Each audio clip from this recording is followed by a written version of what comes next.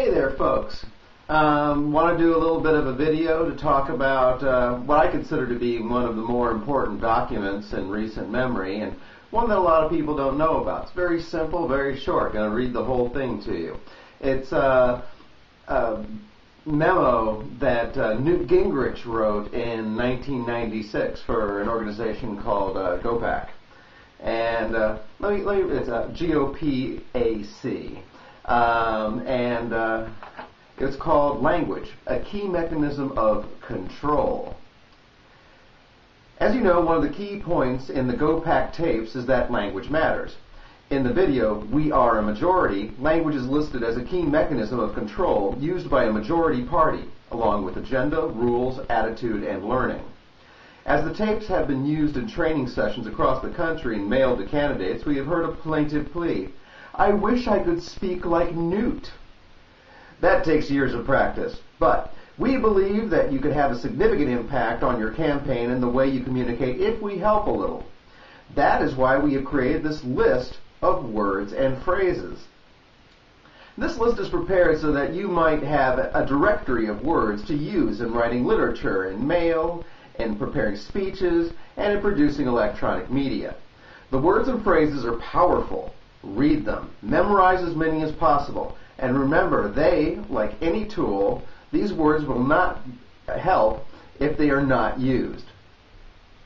While the list could be the size of the latest college edition dictionary, we've attempted to keep it small enough to be readily useful and yet large enough to be broadly functional.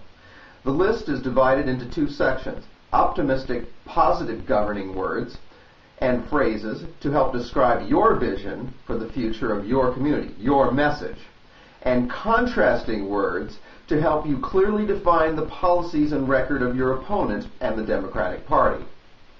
Please let us know if you have any other suggestions or additions. We would also like to know how you use this list. Call us at GOPAC or write with your suggestions and comments. We may include them in the next tape mailing so that others can benefit from your knowledge and experience. Optimistic, positive governing words. Use the list below to help define your campaign and your vision of public service. These words can help give extra power to your message. In addition, these words help develop the positive side of the contrast you should create with your opponent, giving your community something to vote for.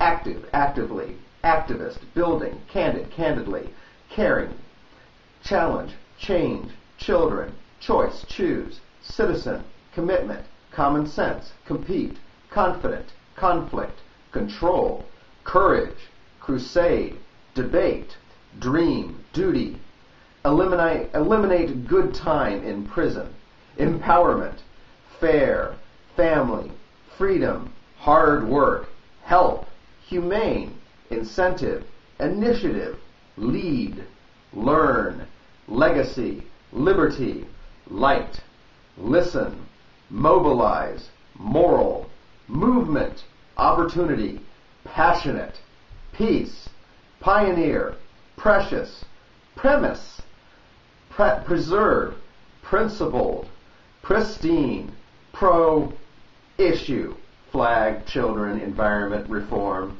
prosperity, protect, proud, pride, provide, reform, rights, share, strength, success, tough, truth, unique, vision, we, us, our.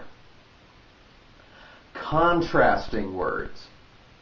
Often we search hard for words to define our opponents. Sometimes we are hesitant to use contrast. Remember that creating a difference helps you. These are powerful words that can create a clear and easily understood contrast.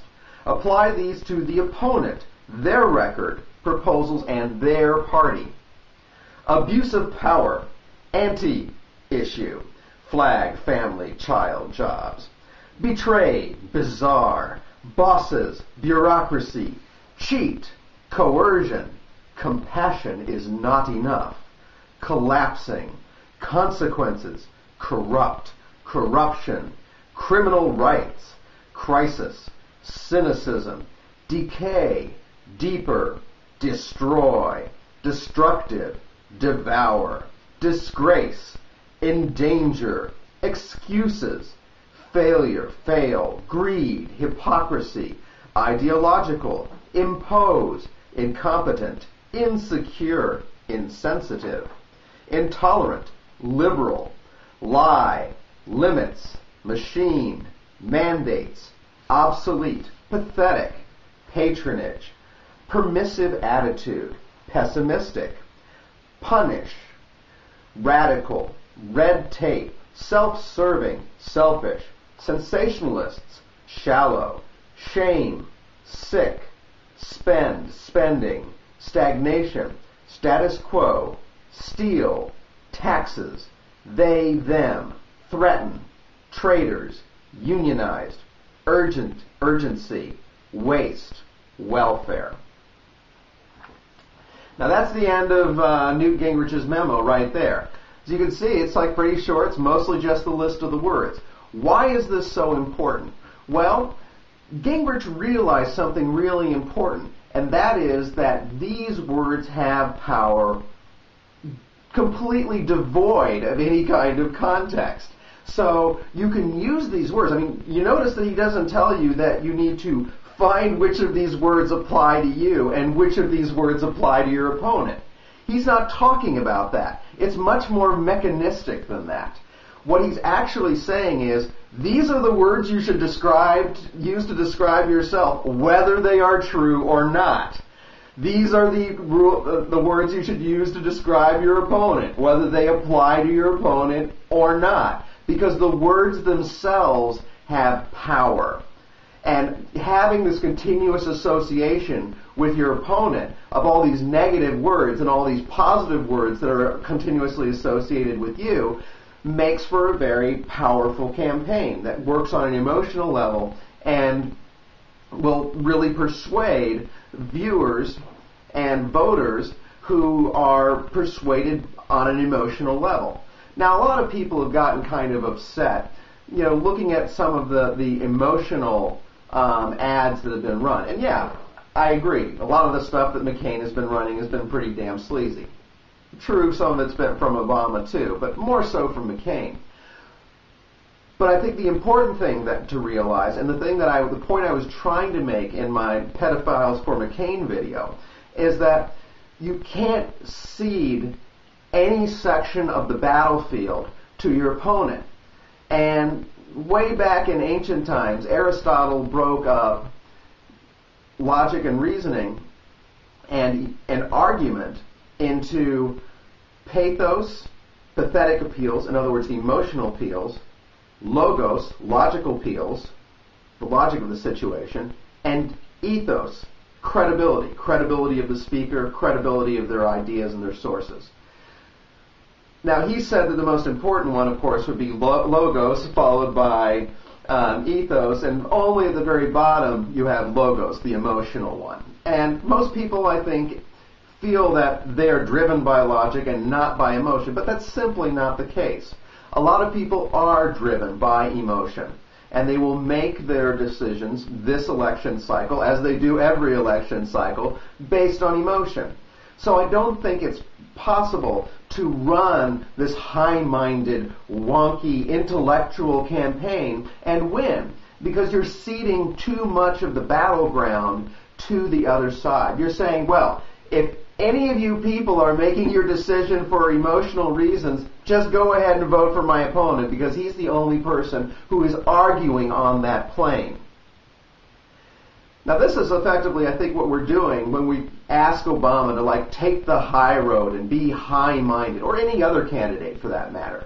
I think you need to be aware that politics is a gutter business. And yes, you should make arguments that are valid. But I think, once again, I point out in my Pedophiles for McCain video that there's a right way to make these kinds of arguments where you can do something which is both intellectually sound and is emotionally hard-hitting. So, think about those words that I read to you earlier on from Gingrich's memo, and think about how they're being used to manipulate you in this election cycle. If you're aware of them, they have that much less power over you. And then you can make your decision based on good old logos. But don't reject pathos. We're going to need it to win. We're going to need it to defeat McCain.